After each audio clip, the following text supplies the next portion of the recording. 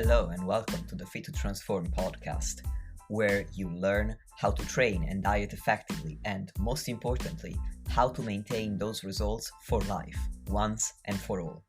I'm Nikias Tomasiello, a transgender training and nutrition coach working online with anyone who's ready for a true lifestyle transformation, anywhere they may be in the world.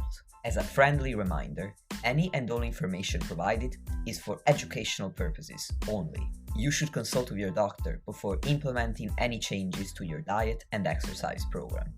With that disclaimer out of the way, thank you for being here. Now grab yourself a cup of tea or pre-workouts and enjoy.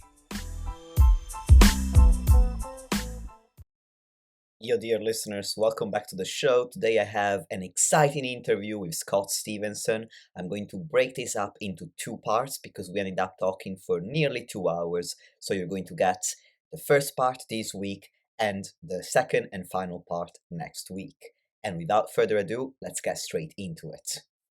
Yo, dear listeners, hello and welcome back to the podcast. Today I have a returning guest, Stevenson. Welcome back on the show, Scott. Thanks, man. I'm glad to be back. This is going to be fun. Yes, I agree. I am planning on interviewing you basically about your philosophy around training because you have so many years of experience, and we can pepper in some common mistakes that you see people make when it comes to training that are holding them back from making the progress that they'd like to see.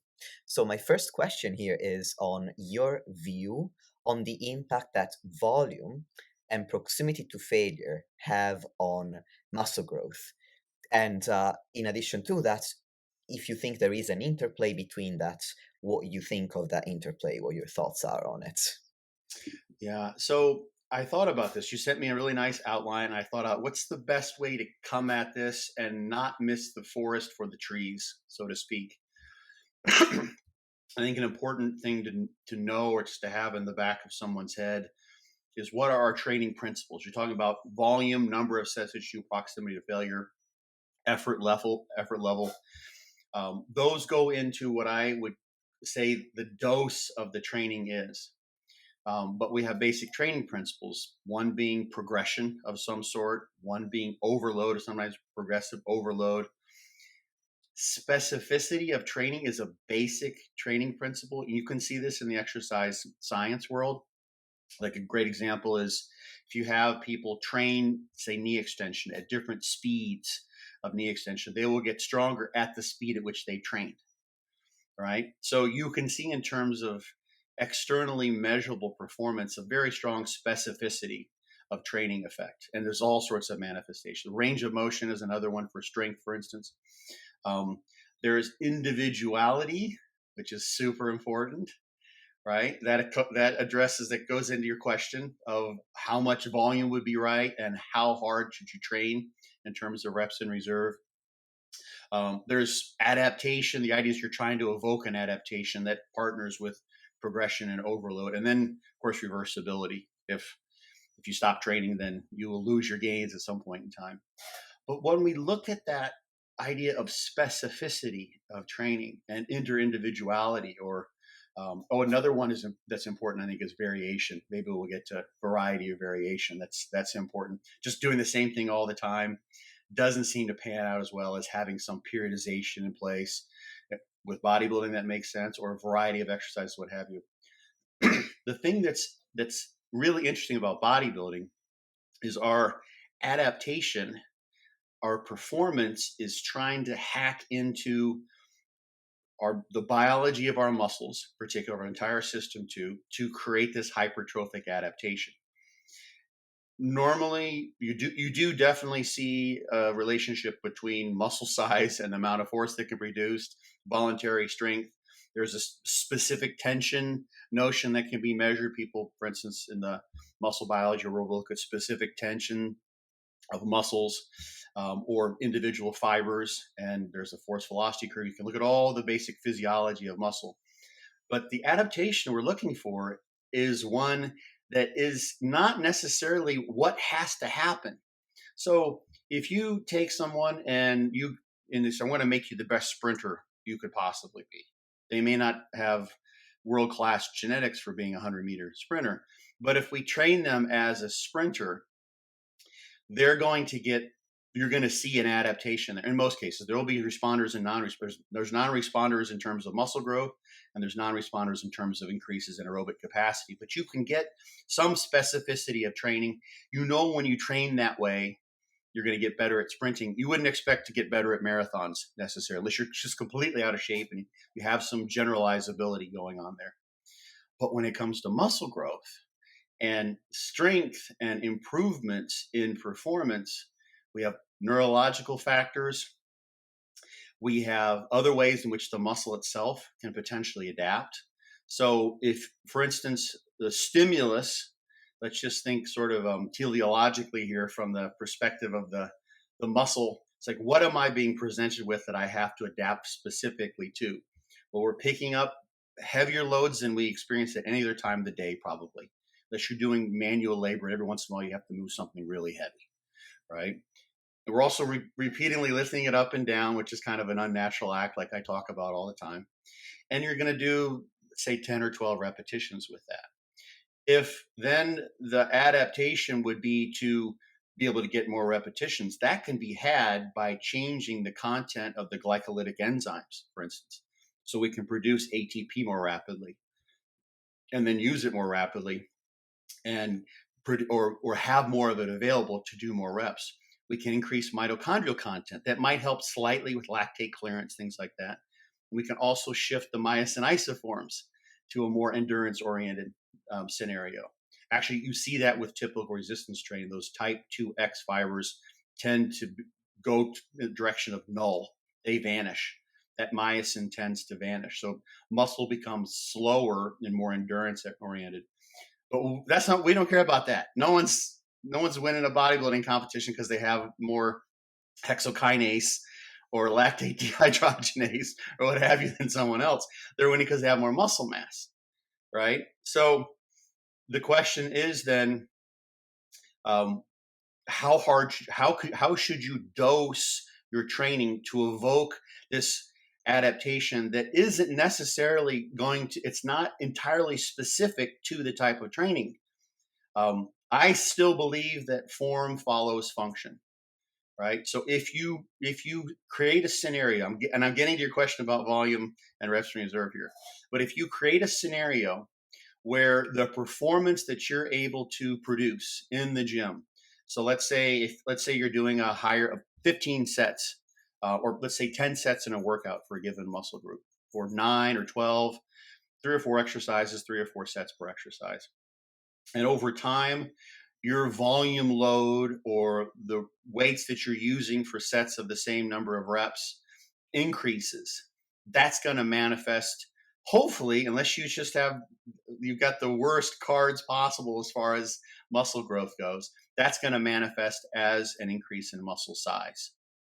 So then the question coming back to where you're at is, what is the dose of training in terms of the volume and how hard I need to train so that I can recover and come back and do that again and do that again and do that again. So everyone's talking about, or has been for years now, volume was called, everyone would say volume's the driver of muscle growth.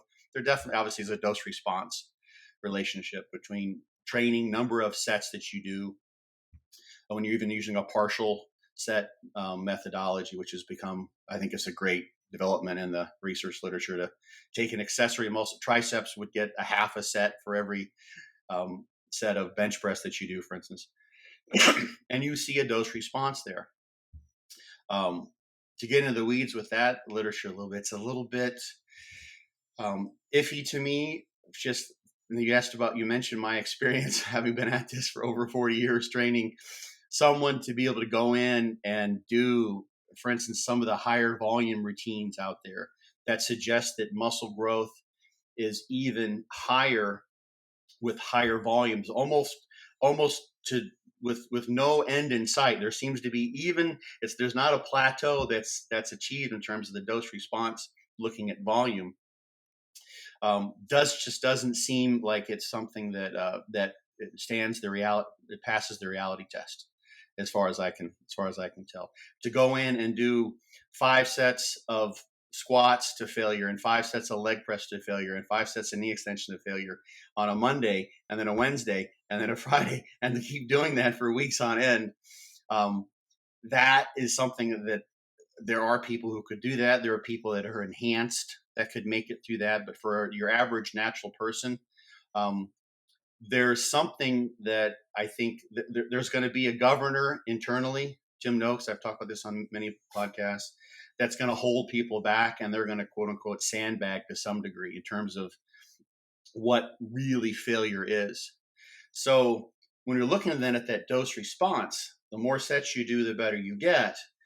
What I think a phenomenon, and I haven't, this is something that could be tested in various ways. Of course, you can measure velocity of movement or bar speed, those sort of things. You could measure EMGs.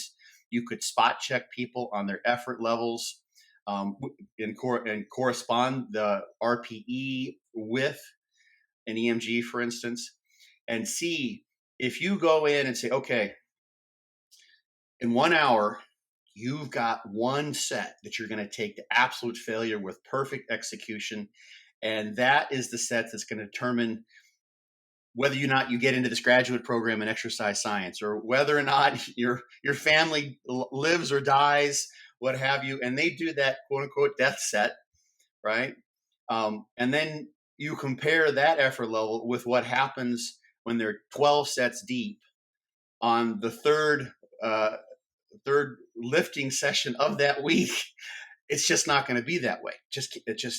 I don't think there's anyone who even looking at Ronnie Coleman's training, for instance, you could tell it wasn't like at the end of every set, there was this absolute utter grinder where he was just coming to a dead stop and then attempting a rep that he couldn't complete, right? He may throw in some partials or what have you in there. So that dose response in terms of volume, I think there's a factor that comes in there to some degree that we haven't really tested. I haven't seen this investigated directly, is to what extent is the effort level on low volume programs equivalent to the effort level when you're doing many, many more sets than that. I think that's the thing. If we're looking at dose responses for drugs, for instance, you can say, okay, we're going to compare 200, 400, 600, 800, 1,000 milligrams of this drug. Unless the person just, throws the pill over their shoulder, right? It's like, oh, you didn't really take it, did you? Right? You just tried to trick me, or you fed it to the dog or whatever. Then you know what the dose was. But here we have a very subjective phenomenon. And you can, the personal trainers out there have probably had those clients. I've had them. I've seen them when I own my gym. I see them in the gym, right?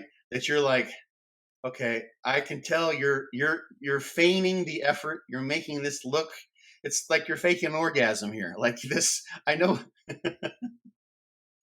Like I know what's going on. I know you're just wanting to get to the end of this set, so you're oh, okay, that's all I got. And it's like, okay, you're like, enough of this. I need to go smoke a cigarette and go on with the rest of my life. So I'm going to just fake the big O, right? So, not that everyone's doing that in all of these studies, right? But that's a question that is out there. And then the much talked about idea, and I sort of reserve my my judgment on this until we have some more concrete evidence. But a lot of times the measurements of muscle thickness, for instance, are made 48, 72 hours or earlier after the last training session. And we really don't have a good data set looking at what happens when you train someone in a scenario where they may constantly have muscle soreness. I know I would be just devastated. I could battle through a crazy high volume program like that and give my effort, give my all. But what happens there's two things that are possible. One, there could be some prolonged inflammation that could be influencing. I've seen with ultrasound, you can get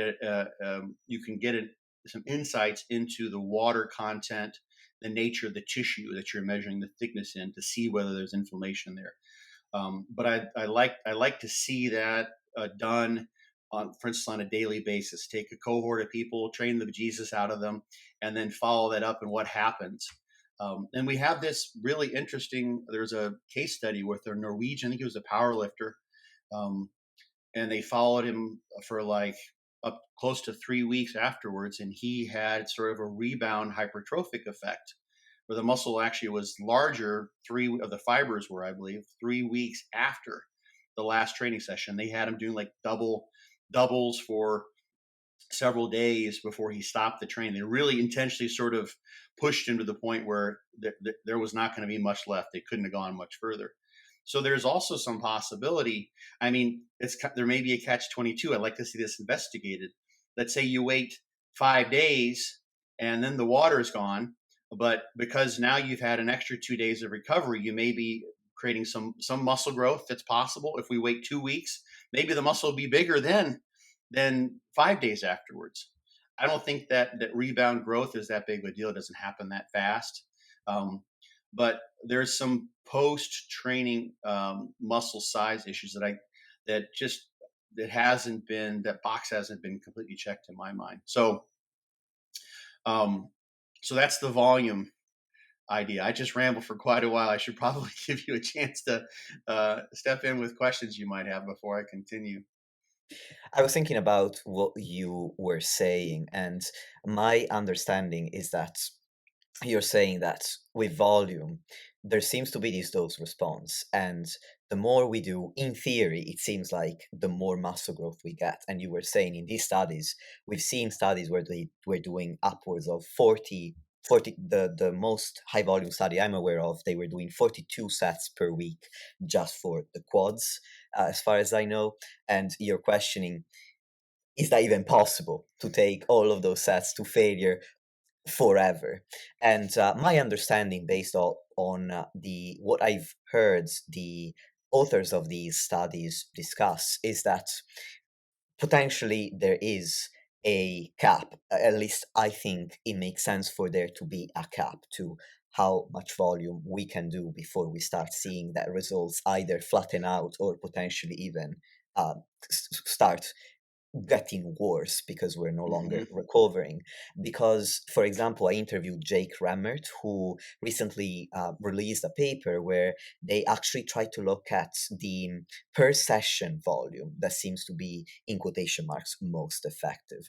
And they seem to find that beyond 11 fractional sets Mm-hmm.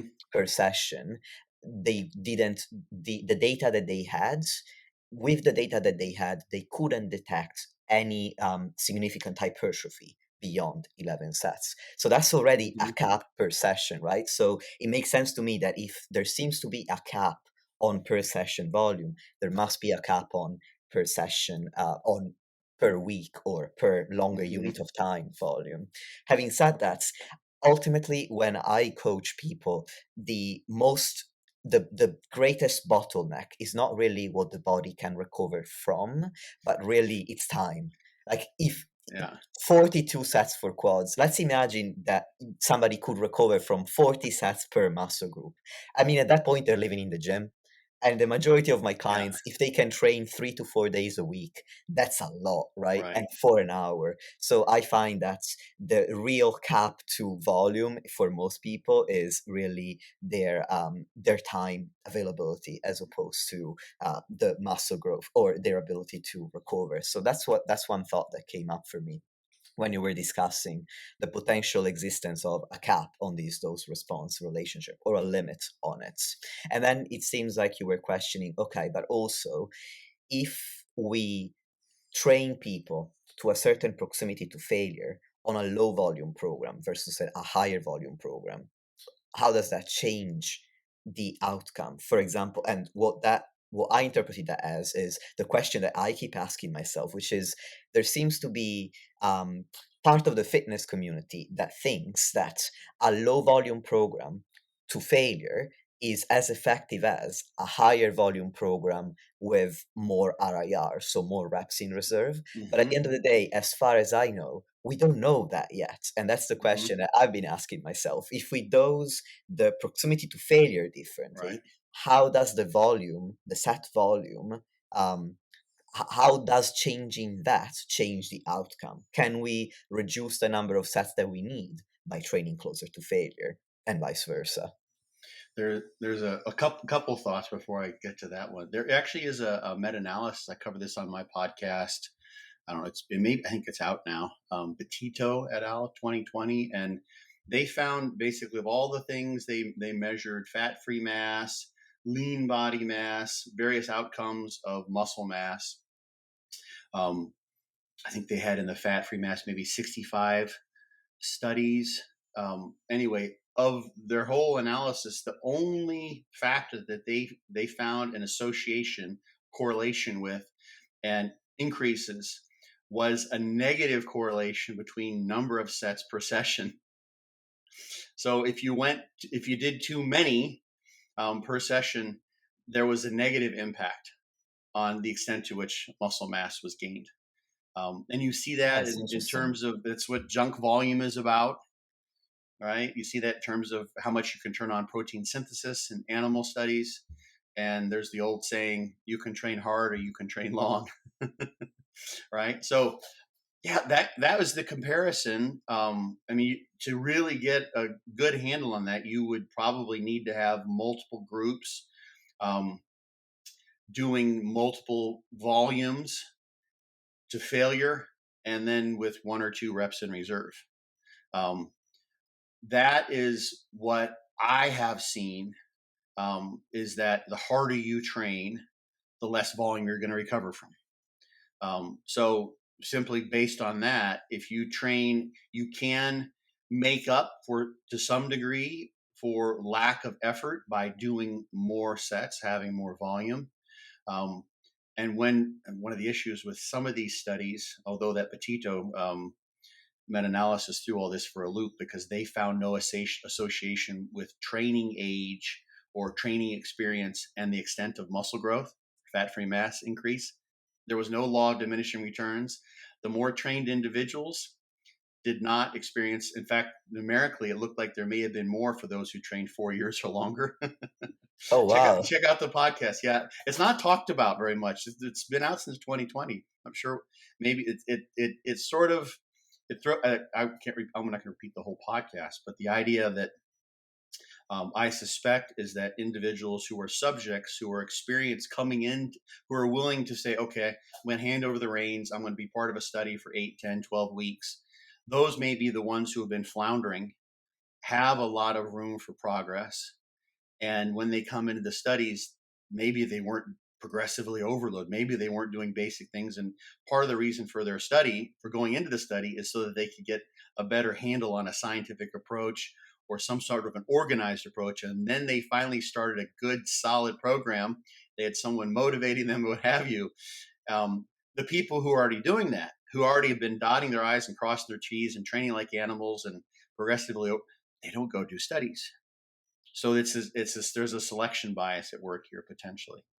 Um, so yeah, that would be the study to compare is to in what way does reduced effort with higher volume orient with lower volume and going to muscular failure. And the thing that is the question that's answered by these studies, the question that's asked by these studies, answered is maybe the wrong term, but at least addressed. And what we're going for is what would you expect if you pulled people from the population we studied? What would the average be, or what might you think would happen in most of the cases? Various ways you can kind of frame the same question. Statistically speaking, what's likely to happen? And is there, can we, if we're using standard inferential statistics, can we say that training with 6 sets a week to failure is better than training with 9 sets a week, 2 reps reserve, whereas training with 12 sets per week to failure is not as good as 6 sets, maybe because it's too much, but you can do 15 sets reps reserve and have a better outcome. So at lower volumes, you can get away with lower volumes, you can train to failure. Higher volumes, you can't because it comes too much. That's the interesting thing. I am we haven't seen an inverted U phenomenon. There was a set of studies that got retracted that demonstrated this. The data had been made up by the graduate student. That was it was a nice set of studies. There's very little evidence. There's one study, I'm forgetting the author right now, but there's a small amount of evidence showing that with increased volume, then you can see this inverted U phenomenon. This is why I think that when people get to the point where they would be driving themselves so hard that they weren't recovering somewhat optimally, that they just hold back. So what would have been 1 rep in reserve or to failure actually is really 1 or 2 reps in reserve. So they're reducing the dose, not by reducing the sets, because they're in a study where they have no choice. You're going to come in and do 3 sets of this and 3 sets of that and 3 sets of this, and they're going to be to failure. And you're like, I don't want to do that. My brain says I'm not doing that. My life doesn't depend upon that. I don't really care if you're holding a clipboard and a lab coat. I'm just not going to do that. So there is an internal governor that pulls people back in this case and keeps them from self-harm, I think, to some degree.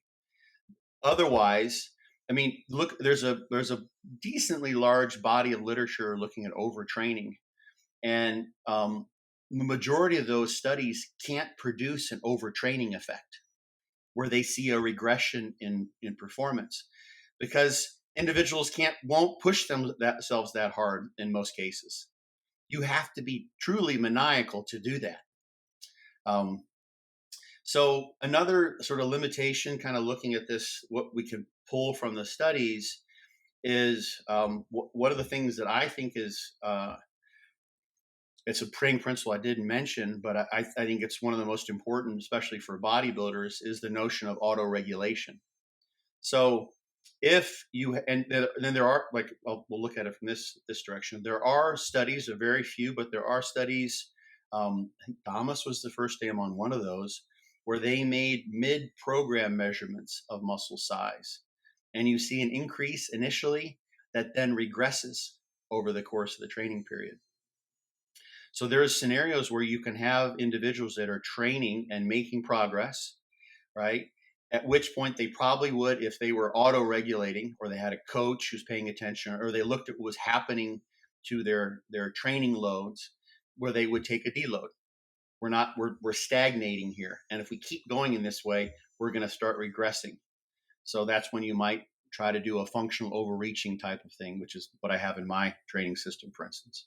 But if you keep going, eventually that will become non-functional.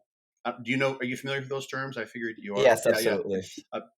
So functional means you take a deload in some way, and then you come back and your performance is improved. Non-functional, you don't get that overshooting type effect. And then overtraining is like your training performance just stays depressed. It takes a long time. So in those training studies, that doesn't happen. It's in a way that it's one step further away from reality, because we have to go 12 weeks. That's what's here. And you have to train all these sets to failure, regardless of how you're feeling. And the thing that I would love to see, I have some folks I could probably just directly ask about this. I'm not criticizing anyone directly, but progressive overload is the most basic principle of these training studies. You see that in the method section. If it's not, then they just didn't list it because it was obvious what they're going to do. You don't start off with the same weights and just train with the same weights for 8 or 12 weeks, right?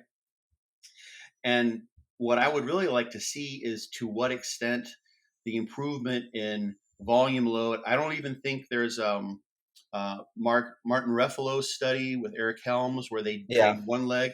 I don't think, I'll have to go back and look. I don't recall seeing a correlation association between those training variables and the extent of muscle growth. Yeah, I can't recall that either. I don't think I'll have to, maybe I may have missed it, but the idea, and we could do this with every study, because they're being supervised. They know what weights, unless the person is has a photographic memory, and they know exactly what weights they should do. Like, we're going to go at 320 on this, or you're doing 480 pounds here on this leg press, or whatever it might be. And we progressively over that. All those training data are there. To what extent does performance match the increase in muscle size? And do we, for instance, see in some individual, let's say you can analyze this every which way to Sunday, individuals who reach a plateau in their training loads early on in the training regime tend to experience less muscle growth, even if it's not measured at that midpoint. Or what happens if we get 6 weeks in and this is the larger expense. So I'm sitting here in my armchair saying you should measure all this stuff, right? The training loads are there. They have those data are there. I think it's just a matter of putting them into a spreadsheet or putting them in their SPSS or whatever stat app they're using. But what happens in terms of what is the association between muscle growth and training performance? And if people are stagnating, and those are the ones who aren't making the best growth within the cluster of subjects undergoing a certain training regime, that would point out like, hey, there's some ecological invalidity here. The external validity of what we're finding here might not be as strong as we would suspect, because people would not keep on training for 6 weeks on end when their training loads aren't progressing, for instance, right? They would pull back, they would do something differently. So what the value of those data, and I don't know, I'm playing the devil's advocate. The value of those data might be diminished in some cases. And it's just kind of a bizarre thing to me that the training data and the progressive overload, this is our volume as a driver. Some people say that progressive overload, I think, is the most important thing. The question for me is, to what extent does a program, getting back to our big question here, does a program allow for progressive overload? You're driving that with a logbook, or you're dictating we need to move up because you got more reps, what have you. We're adjusting the loads to keep in a rep range or allowing the reps to rise. To what extent did progressive overload, driven from the training that you perform and balanced by the recovery, evoke the adaptation of muscle growth, which you're looking for?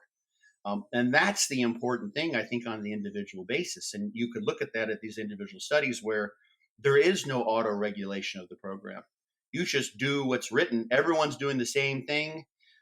In the study where they did mainly kind of a lower body focused, and they worked up to 52 sets at the end, the last couple of weeks. Yeah, that was a monster, right? That 52, not 42. Yeah, I was giving that yeah, feedback to your time. Yeah, I thought that was the one you were referring to. Yeah, so people would be auto-regulating to some degree, whether that would make sense to them, right? Whether they should do that. They had no choice in that matter. They're just following the protocol. And experimentally, scientifically, that's dead on. That's what you would do, unless part of the experiment is you're having an auto-regulated group and having a non-auto-regulated group. And there's a few studies out there on auto-regulation in terms of load selection, those sorts of things. But that, I think, is the magic of finding the appropriate combination of volume and effort from which you can recover, so that you can see a progressive overload occurring. If you're trusting that is the main aspect of training, which is driving the adaptation, which we hope is hypertrophy.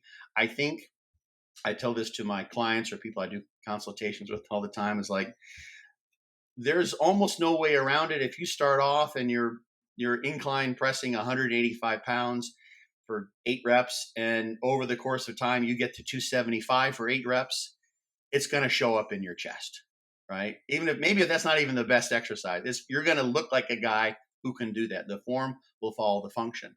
So to some degree, if you pick exercises and do appropriate execution and train within a bodybuilding type of regime, you're not just doing singles or triples or something like that, and you become an extraordinarily impressive individual in the gym in terms of your lifts, reps, and weight that you're using, that's going to manifest in your body. That doesn't mean you can't fine tune with all the other nuances that are available that people spend a lot of time talking about. But becoming an absolute massive beast in the gym is you don't see guys that walk in and it's like, what kind of fairy dust did they sprinkle on these weights? Because they look like they can't pick up the bar and they're pulling 6 plates from the floor.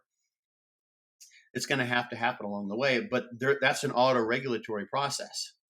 and that doesn't happen in the studies. So that, I think, is the thing, is auto regulating what volume you would choose, number of sets.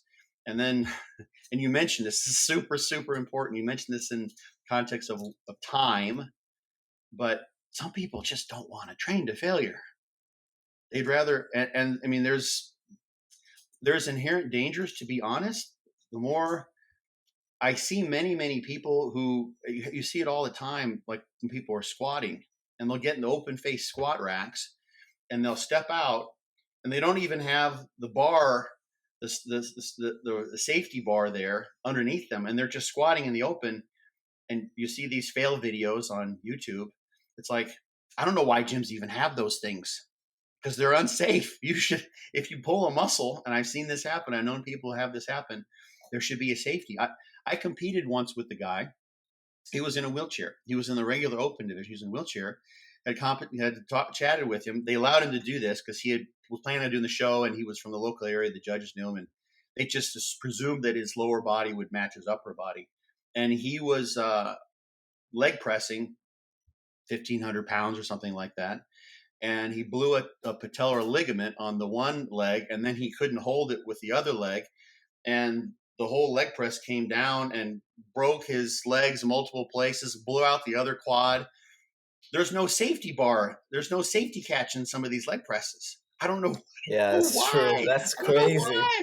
So that's an aside, but training to failure, where on a leg press, for instance, like they did in the study we just mentioned, it was one unilateral training, so the loads weren't that crazy, but it can be dangerous for many people. So training to 0 reps in reserve makes absolute sense, or 1 or 2 reps in reserve. But so that there might not be any real discussion to be had in terms of how hard you train. I think most people will end up training as hard as they want to train. And although there are programs that are out there where they manipulate their reps in reserve, and I think that's a nice psychological strategy to get you in the gym. Oh, this is an easy day, no problem. I don't have to, lie in bed at night with trepidation about the leg session that I have 3 days from now. Right. And I've had those, right? You get done with the one leg training session. It's like, okay, the next day you start thinking about the next one, because it's going to be even more brutal because you got to beat the logbook. So there are those reps in reserve, but those are someone's psychological ability to push themselves is oftentimes the bottleneck, the limiter as to how hard they're going to train. So the question, whether you train to failure or not, at least on the big exercises, is a matter of safety and what the person is simply willing to do. The thing that I think, and to get back to your original question, that probably has to happen for many people, there's a couple things that are going on. So as you become more trained, you have training adaptations, right? And some of those are psychological. You learn how to train harder. You have that one training session that was just a barn burner. Maybe you trained with someone who you hadn't trained with before and they really pushed you. And now you have another perspective on what hard training is. But over time, after the first 2, 3, 4 years of training, eventually people will have, if they want to continue to make progress, in order to create the stimulus, they may have to, if they're leaving several reps in the tank, they may have to make the potency of each of those sets a little bit higher by going closer to failure, at least on some of the sets that they train with. So that is a factor that's going to change. And in doing that, in order to get, and this is kind of getting to the root of your question, in order to get from a given set some sort of effective, I've been calling it effective time under tension, because with each rep, you've got a concentric and eccentric, and they have differential effects and blah, blah, blah. But some effective reps or effective time under tension, they may have to make each of those, bring at least some of those sets closer to a failure point, reduce the proximity to failure for that set to count for anything. And when you do that with each set, most people are going to find that they're not going to be able to do as many sets. The volume will have to go down if they're going to recover. And at some point over time, if someone's been doing this for years, they will get to the point where all of their working sets are as hard as they can be, and they're doing as many that they can possibly recover from no matter almost how long they wait, and they're about as good as they're going to get, and they've reached their genetic limit, and that's kind of where they're at.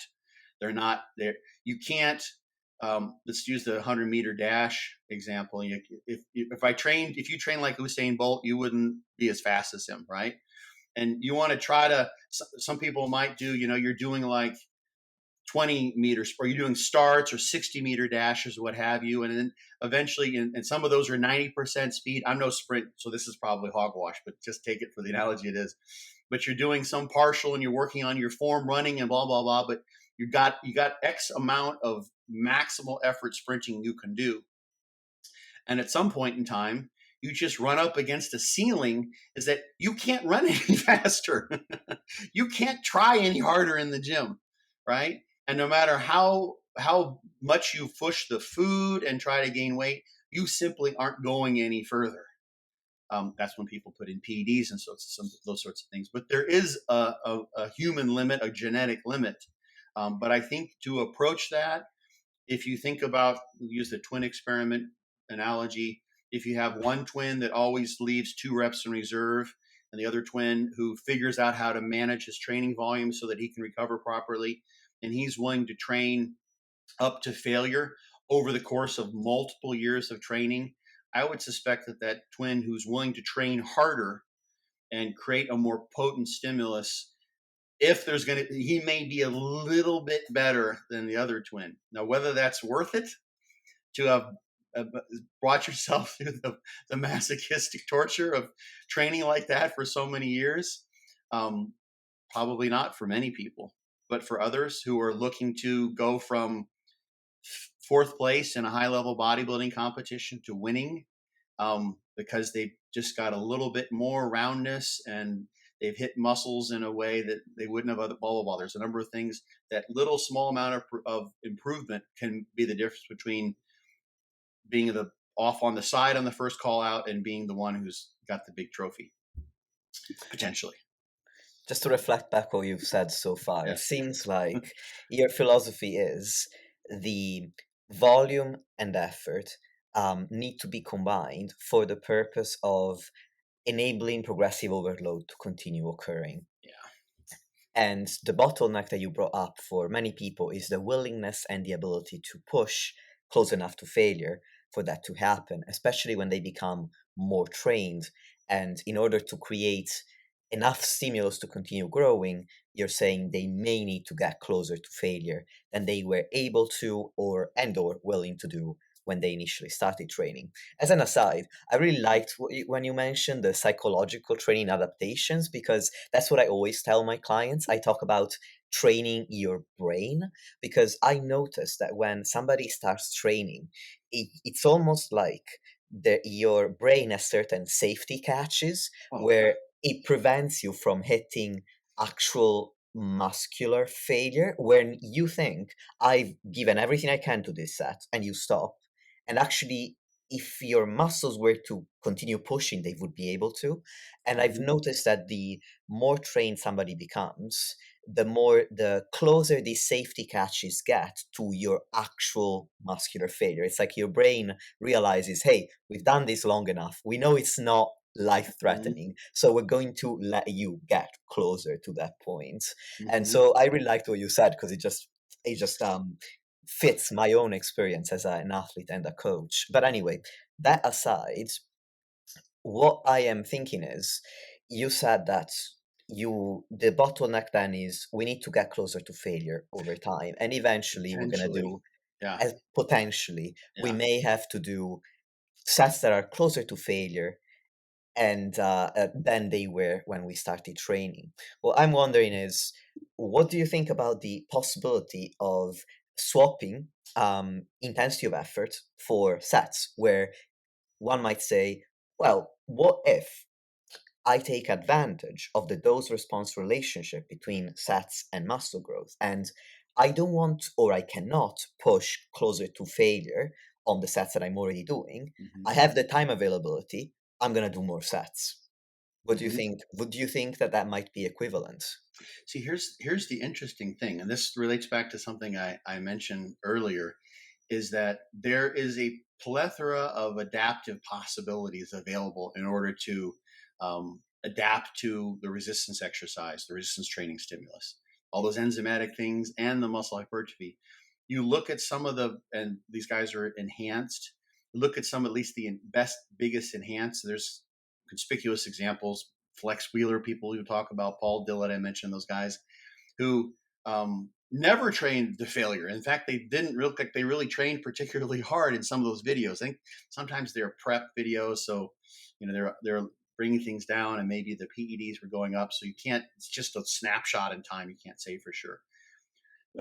But for some people, for some individuals, Jordan Peters was an example. He years ago, I'm not going to dig into this too much, but he decided to give a reps and reserve approach a go for many months. I can't remember how long it was, and he was regressing. It didn't work for him. He was bench pressing nearly 500 pounds when he was still a teenager, I think. He's got good genetics for strength. Size, obviously, he's an absolutely massive guy. For him, and this is the idea for many people, in those sets, in order for the set to be effective or to contribute in any meaningful way to the overall stimulus that produces muscle growth, they will have to train harder. If you're someone who has the right genetics, you may be able to do exactly what you suggested and increase the dose of your training by simply doing more sets.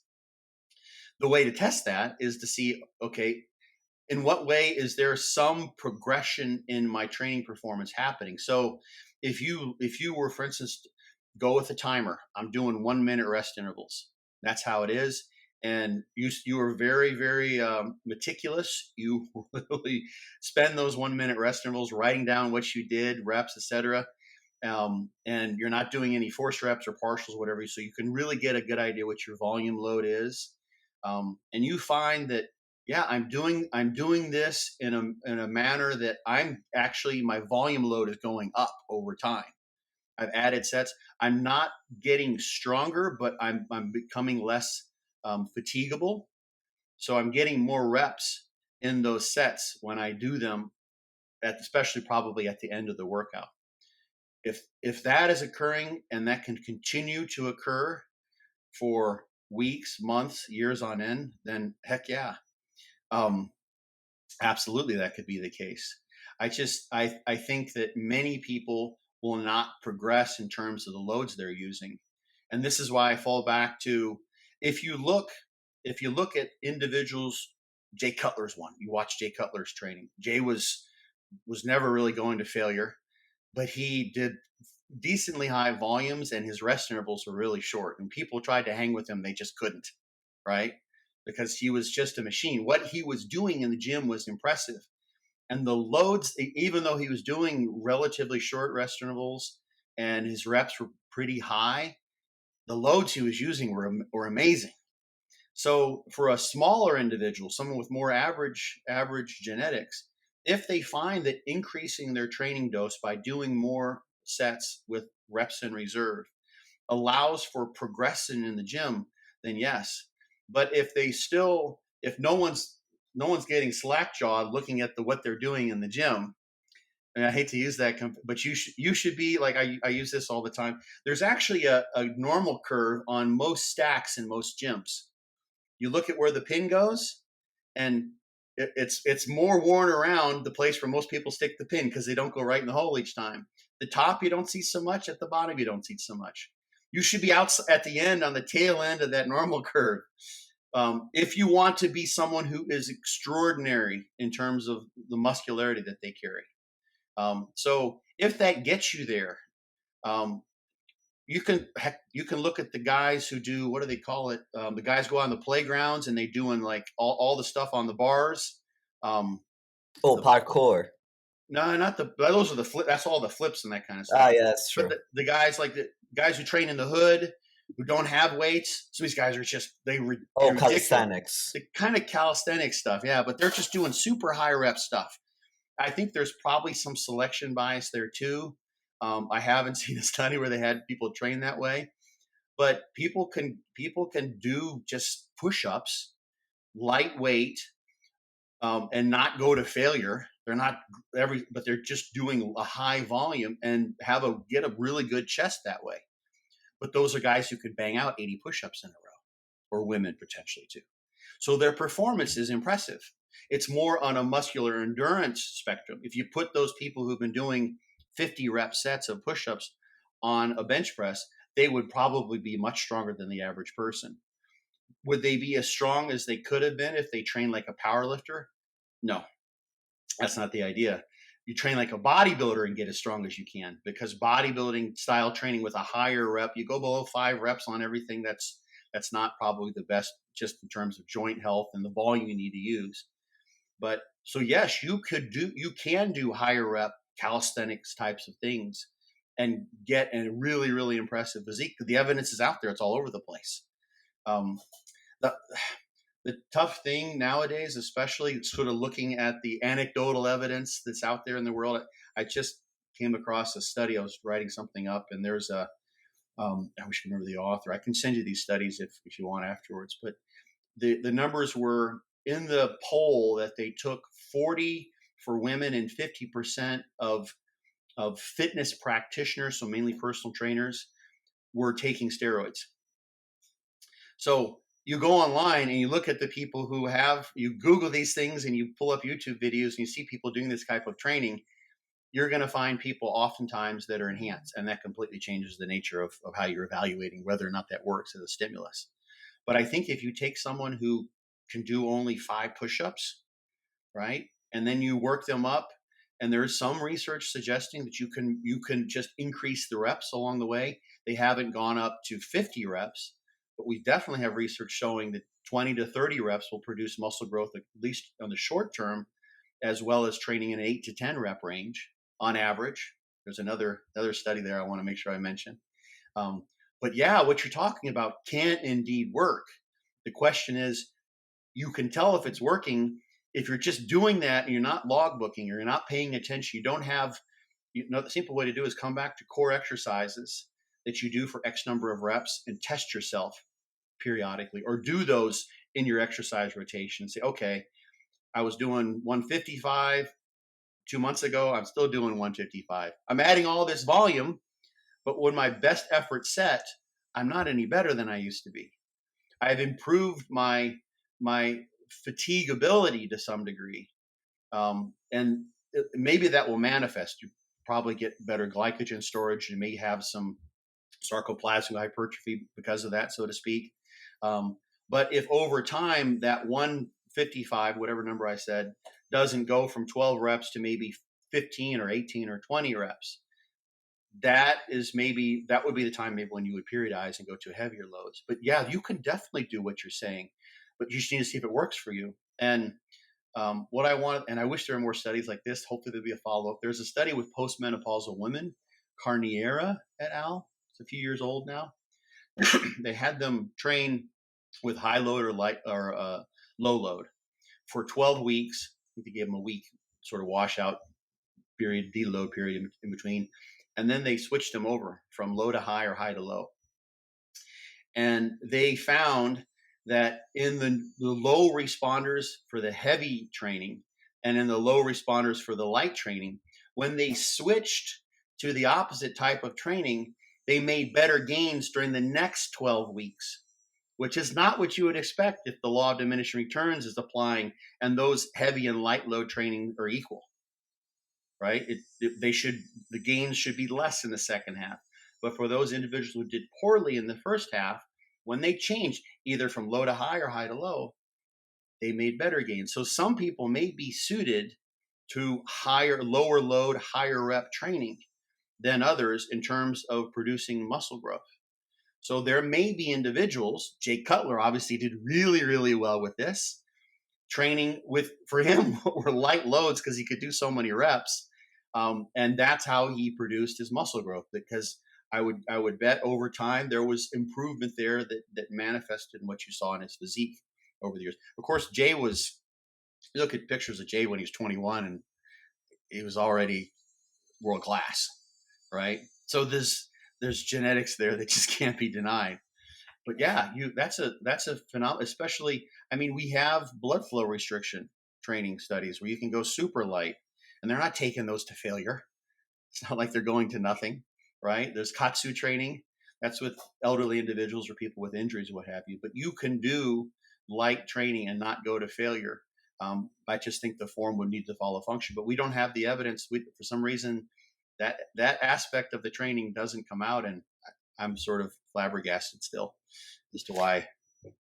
I think I should have clarified that when I mentioned Oh, sorry. increasing volume Yeah. and not going as close to failure. I didn't really mean volume load. I meant set volume. So as Mhm. opposed to doing more or fewer reps, I meant increasing the number of actual sets. That's what I understood it to be too. Oh, okay, Yeah, great. yeah, yeah. But then when you were talking, you mentioned, increasing the load or decreasing the load, which actually brought up another question for me, Mm. which would be if we're differentiating between set load and volume load, what's your interpretation of the importance of volume load for muscle growth?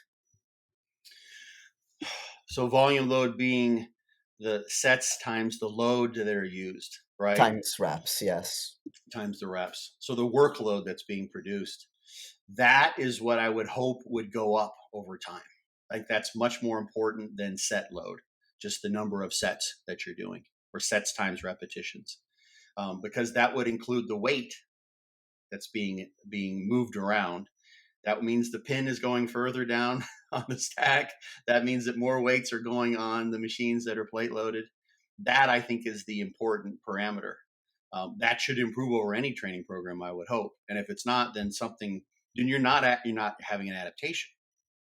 Okay. You've got a non-functional overreaching scenario about to happen, or what have you. You're not going upward.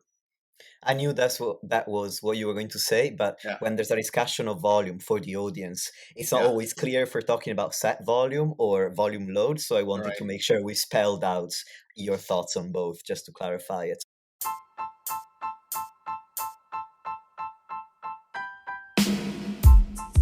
Lastly, if you want to support the podcast and help me reach more people, please leave a 5-star rating or review on any podcast platform that you're using. Thank you very much for listening, and I'll speak to you soon.